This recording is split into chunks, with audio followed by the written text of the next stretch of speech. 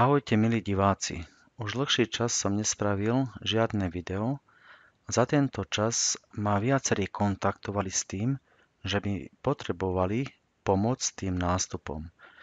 Ako presne nastúpiť na tých zónach, lebo už kontext a zóny poznajú, vedia si to vyznačiť, vedia si určiť ten smer, ale nevedia, že kde nastúpiť. Tak kvôli tomu som sa rozhodol, že spravím toto video, kde vám ukážem jeden základný setup, čo ja používam. Na tento setup sa potom nadviažu ostatné setupy. Takže poďme na to. Ako na začiatok musíte mať nejaký kontext, to je samozrejme. To znamená, že v našom prípade si zoberme, že máme nejaký kontext long a máme nejakú zónu takisto, čo je takisto long. To znamená, buď potrebujete mať kontext na long, alebo nejakú zónu, skadiaľ očakávať zase nejaký long nástup. Keď už to všetko máte, tak to som nechcel. Takto. Teraz je to dobre. Takže máme ten kontext a máme tú zónu. Teraz cena príde dole k našej zóne, alebo sa spraví nejaká korekcia. Teraz je dôležité, aby sme mali niečo, čo sa chytiť. To znamená, že potrebujeme mať nejaké zhromaždenie. Čo s tým myslím? Potrebujeme mať jednu sviečku. V tomto prípade môže byť nejaká pozitívna sviečka. A v tejto pozitívnej sviečke, keď si ju zaznačíme, môžeme sa brať druhú farbu, potrebujeme mať ďalšie sviečky. Jednu negatívnu, môže byť ešte jedna negatívna, jedna pozitívna. Hlavné je, že v tejto sviečke sa musia zhromaždiť minimálne 3-4 sviečky. Teraz môže sa aj to stať, že máme jednu sviečku, ktorá sa uzavrie, povedzme nad, ale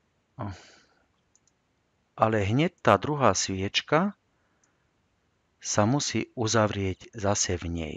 To je veľmi dôležité. Teraz, keď sa už toto stalo, to nám naznačí to, že v tomto okamihu, keď vidíme 3-4 sviečky v jednej sviečke, to znamená, že sa tam niečo sa zmenilo. Lebo doteraz tá cena padala nadole, to znamená, že v prevahe boli tí predajcovia. A teraz už tretia a štvrtá rotácia je v jednej, to znamená, že je tam nejaká konzolidácia, že tam není ani jedna, ani druhá strana v prevahe. To znamená, že je tam rovnaká sila. To je ako prvé. Potom potrebujeme z tohto zhromaždenia, z tej konzultácie, jeden impuls. Veľmi dôležité. Ten impuls musí byť minimálne dve veľké sviečky. Väčšie sviečky rotácie. Áno? Tak teraz už máme niečo v ruke. Čo teraz máme? Teraz už máme, kebyže ako prvé máme ten kontext, máme long. Áno?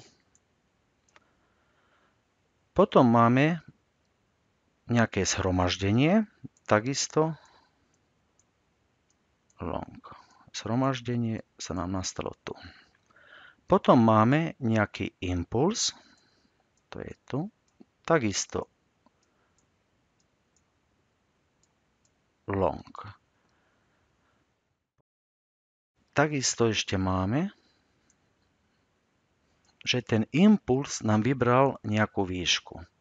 Takže z tohto vyplýva, že máme viacej vecí, čo sa naraz stali. To znamená, máme ten kontext, long. Máme zhromaždenie, to znamená, cena už nepadá.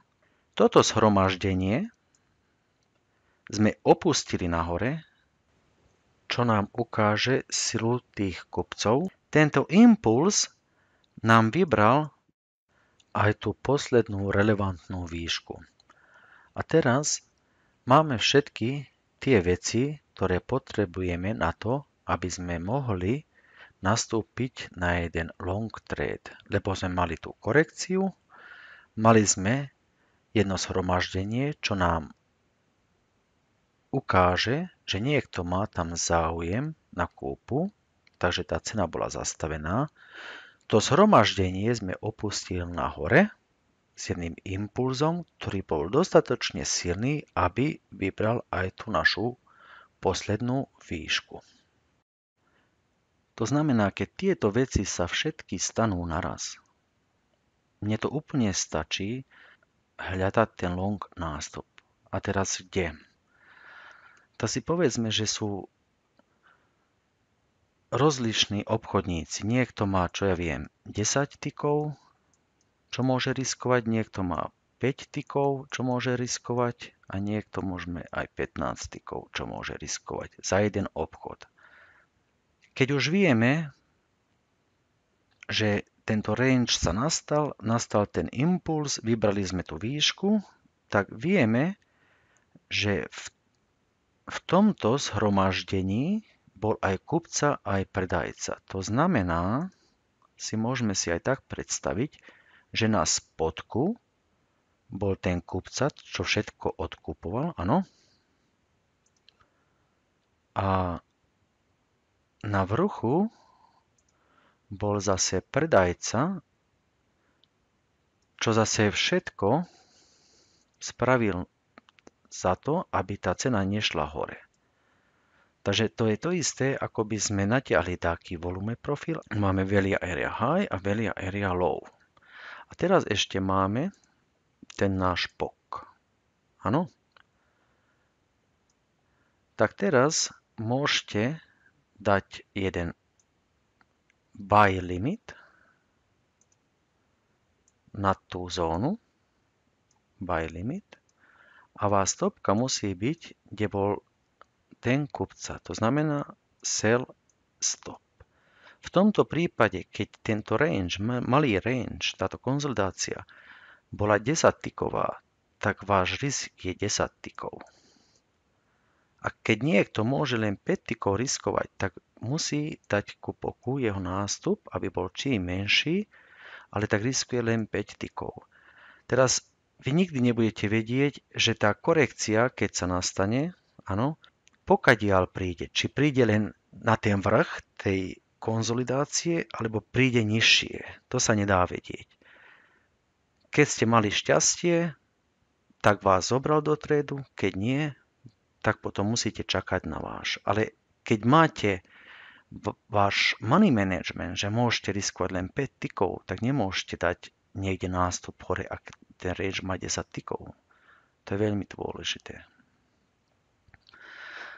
Čo je ešte viac dôležitejšie od tohto, samozrejme všetko je dôležité, ale teraz už máte ten nástup. Teraz musíte sa rozhodnúť, kde dáte svoj take profit. Že chcem mať cieľ tú výšku, áno, že ten take profit, cieľ, chcem mať tú výšku z toho kontextu, alebo chcem mať len výšku toho impulzu. Či chcem len ten momentum.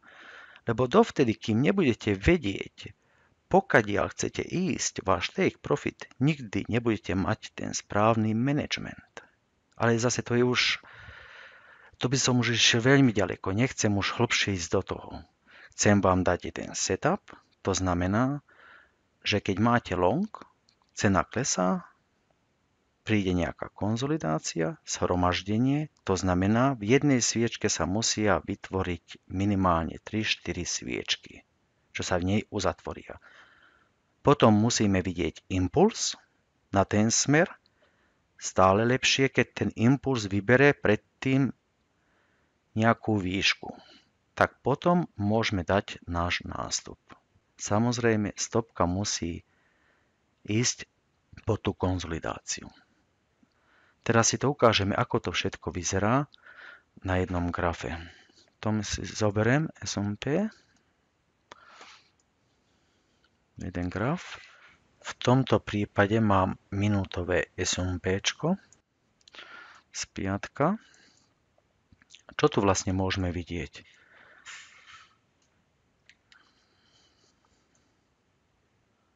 Tu môžete vidieť pekne, ako Amerika otvorila o 3:30 jednu väčšiu rotáciu. Všetky sviečky sú predtým také menšie, samozrejme Amerika otvorila, prišla oveľa väčšia likvidita do toho trhu, preto máme aj väčšie sviečky. Ale keď si to podrobnejšie pozrieme, tak v tejto sviečke sa nám uzatvorili viac sviečok. A potom zhromaždenie sme opustili nahore. To znamená, že tam na začiatku boli obidvaja, aj ten kupca, aj predajca, a keď sme to opustili nahore, to znamená, že tam predajca už není. Už kvôli čomu sa ten impuls nastal, či ten predajca zbadal, že oproti neho je oveľa väčší kupca a likvidoval svoju pozíciu, to znamená, že keď tam seloval, keď likviduje, tak samozrejme musí zatlačiť buy market, že chce uzavrieť. Mohlo sa aj z toho nastať ten impuls, alebo ten kupca má dostatok nakúpené a začne tlačiť jednoducho buy marketom tú cenu nahore. Ale hlavné je, že cena príde naspäť presne na tú konzolidáciu a štartuje ten impuls. Teraz sme dosiahli len tú výšku. Samozrejme, teraz čo pozrieme, to je bez kontextu, to netreba nikdy zabudnúť. Keď vy obchodujete len price action, vám kontext a zóny sú najdôležitejšie. To nikdy netreba zabudnúť. Oveľa dôležitejšie je kontext ako ten setup. Keď sa na to zase lepšie pozrieme, tak môžeme vidieť v tej výške, že sa nám v tej sviečke sa zhromaždili zase 1, 2, 3, 4 sviečky a môžeme vidieť impuls nadole. Ten impuls nám vybral čo? Posledného kupcu. Cena sa vráti naspäť hore. Teraz by ste mali žiadny nástup a nejakým trendom ide pekne nadole. To zase sa nám ukázal nejaký kupca, ktorý vybral tú výšku. Áno. Kebyže nastúpite, bola to malá reakcia, tak máte jeden neúspešný obchod. Ale to je celkom normálne. Keď ste teraz mali ten kontext, ste mali, že long, a teraz bola tu tá zóna, a tu ste nastúpili, tak ste mali jeden dobrý obchod. To neznamená, že teraz ten obchod bol neúspešný. To neznamená, že bol zlý obchod, áno?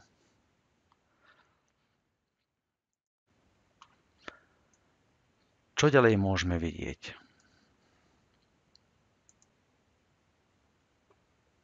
Takže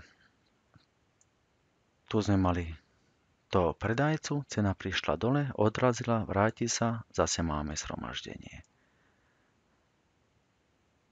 Tu zase bol kupca, ktorý bol silnejší, tu sme mali toho predajcu. Cena príde naspäť,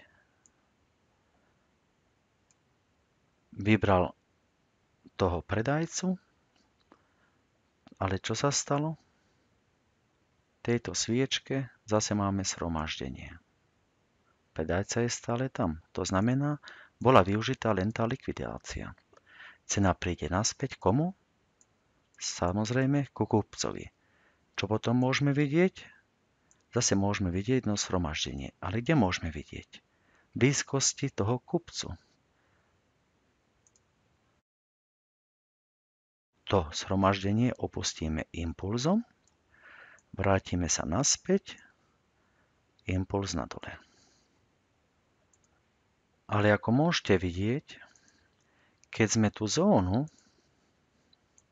kde bol ten kupca, sme prerazili, ten kupca ešte bol aktívny, lebo sme nevideli riadny silný impuls, že by sme ho prešli. Áno, takže on tu bol ešte aktívny, skúšal ešte podržať tú cenu. Áno. Ďalšia zóna. Potom môžeme vidieť pekný impuls, čo sme mali vyznačený, naspäť korekcia do tej zóny. Tak tu ste mohli urobiť jeden sell obchod. Tu nikde nemáte len predajcu. Posledný kupca bol tu. Teraz vám ešte ukážem pár obchodov, čo s týmto setupom som robil. No? Takže, počkajte. Dáme preč.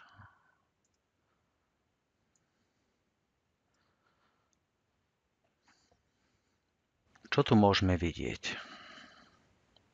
Môžeme sa dať takto zväčšiť. Teraz škoda, že nevidíme viac histórie, ale istotne kontext bol short, keď som nastupoval na short. Takže to mohlo byť, že cena nejako takto išla a chcel som nastúpiť na nejaký short.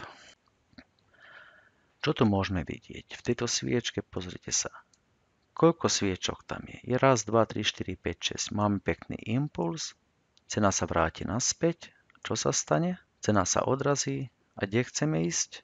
Kde bol ten posledný kúpca k tomu? Či tam už dojde tá cena? To už nezávisí od vás.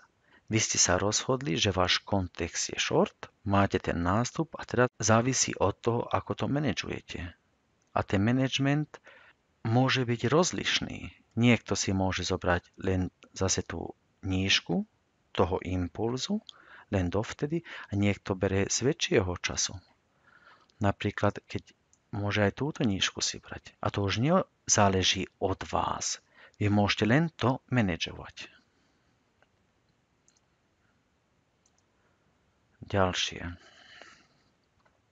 Ďalší obchod, čo sme tu mali.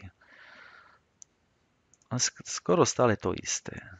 Máme nejaké zhromaždenie, tu máme väčšie, sme opustili nadole, prišli sme hore, naspäť hore k tej zóne, vidíme impuls, nadole, vrátime sa a môžeme nastúpiť na jeden short. A cena ide našim smerom.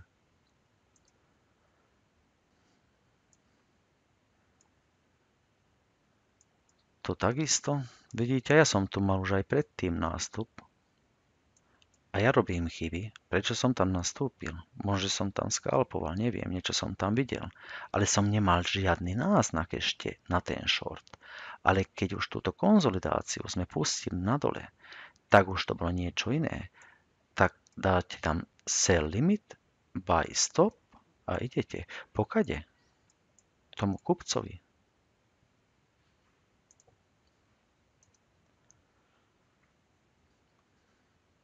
Tento obchod bol v CL, to znamená crude oil. Tu zase ten trend ide nadole. Nastane sa nejaká konzolidácia v jednej sviečke, viacej sviečok, spraví sa impuls, ten impuls vybere výšku, príde naspäť. Čo môžete spraviť? Len dať buy limit, sell stop. Pokade až po vrch. Či tam už dojde, to už nikdy nemôžete vedieť. Hlavné je, že potom manažujete s tým manažmentom, ktorý ste si vybrali. Ďalší obchod. To je jedna konzolidácia, to znamená, tu sme mali kupcu, tu máme predajcu. Dovtedy sme nič nemali. Predtým sme tú výšku, ten kupca vybral a vrátilo sa naspäť. Není tam záujem. Zase prídeme kde? Prídeme ku kupcovi, cena ide hore, ale teraz sa zmení. Tuto sme mali napríklad, kebyže vo volume pozrieme, tak sme mali low volume a teraz sa stalo čo? High volume. To znamená, že tam je už niečo sa zmenilo. Niekto mal záujem tam na predaj. Vidíme impuls, cena sa vráti, dáme sell limit, buy stop, našu stopku a kde chceme? Chceme až tomu kupcovi. Ďalej. Ďalší trade. Máme tu jednu konzolidáciu, čiže zhromaždenie. Opustíme to nadole. Cena sa vráti, príde naspäť, predajca, impuls nadole, cena sa vráti, X-sourcuje, není tam záujem. Keď tí predajcovia nemajú záujem, tak cena sa vráti naspäť. Presne, kde bol predajca, čo tam môžeme vidieť? Zhromaždenie. impuls nahore. Už tak viem, že tento predajca tu skončil a viem, že tu je ten kupca. Dáte buy stop, vašu stopku, kde chcem. Chcem ísť tomuto predajcovi. Či tam už dojde, neviem, ale viem, že chcem ísť ku nemu. Ako môžem ísť? Tak len s tým trendom, lebo keď chcem len potať, tak musím mať iný management, manažovať len po sviečkach. Ale keď chcem vyššie, napríklad k tomu vrchu, semka, tak potrebujem mať úplne iný management. Napríklad management trendu. A to je obrovský rozdiel. Ďalší obchod. Tieto obchody všetko som ja posielal na Instagrame na story. Hneď na druhý deň, ako ten obchod sa stal. Čo tu môžeme vidieť? Bolo nejaké zhromaždenie, cena padá dole, idete takým trendom, vidíte. Keď natiahnete volume profil, máte volume profil, máte impuls nahore, nejaký trendík, ideme naspäť hore. Kde sme? Tu sme pri predajcovi. Predajca skúša, pretlačí ho, konzolidácia, impuls. Teraz je už isté, že ten predajca není. Cena sa vráti, nastúpite, stopka patrí, kde ste naposledy toho kupcu videli. Pokiaľ to pôjde, nemôžete vedieť. To už závisí zase od vášho manažmentu. A takto by som mohol ísť ďalej a ďalej a ďalej. Samozrejme, toto je všetko price action. Niečo druhé je, keď vidíte aj to flow, že čo sa robí. To znamená, nech vám ešte niečo ukážem. Si zoberme tento graf, čo sme pozerali, hej, v piatok. Zoberme si tú istú konzolidáciu, keď sa trh otvoril. Áno. A teraz si zoberme, čo mohol ten vidieť, čo Orner Flow robí. Tomu zase netreba zabudnúť ani na to, že kto skalpuje, tak tomu tento setup to je kontext. Ale keď vy máte len price action, tak vy potrebujete mať ten kontext väčšieho času. Ten, kto skalpuje, tak potrebuje mať kontext ako napríklad tento setup. A teraz jednoducho on vidí tie veci, čo sa robia v tých sviečkach. Na nedostatok som vám to roztiahol troška viac, takto by sme lepšie videli.